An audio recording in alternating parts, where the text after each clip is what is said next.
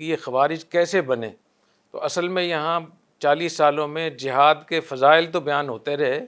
لیکن جہاد کے احکام نہیں بتائے گئے نوجوانوں کو۔ تو جو مشرق وسطیٰ سے جو لوگ آئے تھے، جیسے اخوان المسلمین کے لوگ تھے، القاعدہ کے لوگ تھے مختلف ملکوں سے،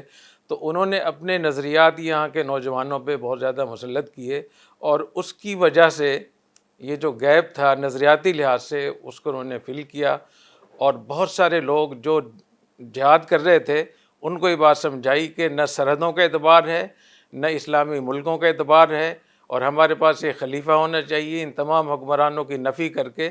ہمارے پاس ایک خلیفہ ہونا چاہیے، اور جب خلیفہ ہمارے پاس ہوگا تو اس کے بعد اس کی رائے کا اعتبار ہوگا، اور وہی امیر المومنین ہوگا، وہی خلیفۃ المسلمین ہوگا۔ آج جو داعش اور ٹی ٹی پی میں جو فرق ہے وہ صرف اس بات کا فرق ہے کہ داعش کہتے ہیں کہ ہمارا جو خلیفہ ہے وہ ابو بکر بغدادی ہے،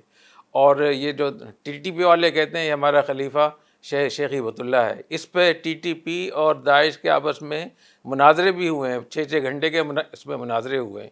تو یہ بات ہمیں سمجھنی چاہیے کہ بہت سارے لوگ جو عسکری تنظیموں کے لوگ تھے ان کو چونکہ احکام جہاد کے احکام نہیں بتائے گئے، ان کو فریم ورک نہیں بتایا گیا کہ اس کے کچھ فرائض ہیں، واجبات ہیں، سنتیں ہیں، اس کے مکروہات بھی ہیں، جیسے نماز کے مکروہات ہیں، مفسدات ہیں، تو ایسے ہی اس کے بھی جہاد کے بھی احکام ہیں۔ تو یہ چونکہ نہیں بتائے گئے اس لیے بہت بڑی تعداد میں افغان طالبان بھی خوارج بن گئے۔ شیخ ہبۃ اللہ جو ہیں وہ تو خوارج میں نہیں تھے، لیکن اس وقت خوارج کی وہ بہت مدد کر رہے ہیں، اور شیخ ہبۃ اللہ کے جو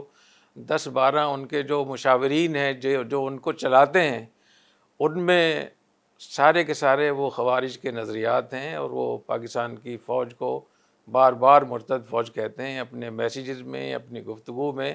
اور اس وقت میں جتنی بھی ٹی ٹی پی ہے، بی ایل اے ہے، یہ اس کو شیخ ہبۃ اللہ ہی ڈیل کر رہے ہیں۔ وہاں میر علی بگٹی ایک ہے، اس طریقے سے بشیر زیب ہے، حاجی لالا ایک ہے، یہ 3 لوگ ایسے ہیں جو بی ایل اے سے تعلق ہے ان کا، اور یہ وہاں سے شیخ ہبۃ اللہ کے آفس سے پیسے بھی لے کر آتے ہیں، ہتھیار بھی لے کر آتے ہیں پوری، اور یہ رہتے بھی وہی ہیں،